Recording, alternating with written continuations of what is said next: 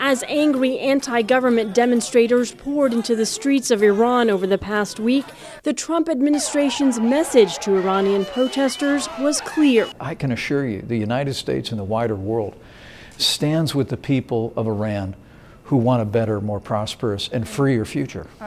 In an interview with VOA this week, Vice President Mike Pence drew a stark contrast between the current administration's response and that of former President Barack Obama's administration during Iran's 2009 demonstrations following Iranian presidential election results.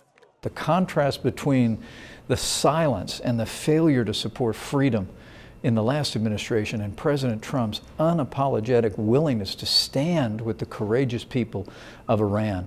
I know it is giving hope to the people on the streets of those cities across that country. Washington Institute for Near East Policy's Patrick Clausen. Donald Trump likes to show that he is entirely different than Barack Obama, so it's not surprising that Trump has spoken out in favor of the protesters' right to protest and in fact in favor of their cause.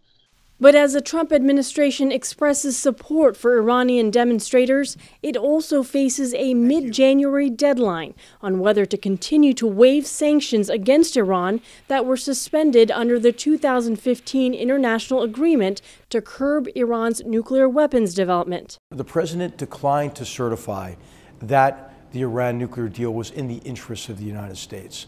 But that doesn't mean that he wouldn't continue to adhere to the agreement in terms of extending waivers on sanctions. He'll make that decision, I think, in the next few weeks to the next month.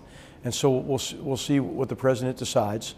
But it's really hard, right? It's really hard to trust this regime. Democratic Senator Ben Cardin, who opposed the Iran nuclear deal in the past, told VOA it would be wrong for the United States to walk away from the agreement now. We would be isolated. We would be the bad guys when Iran is the bad actor. Their government's the one violating international laws.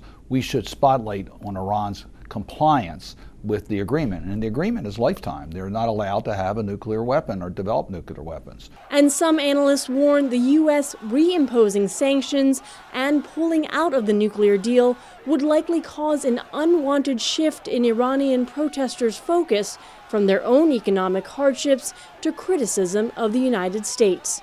Pande, VOA News, Washington.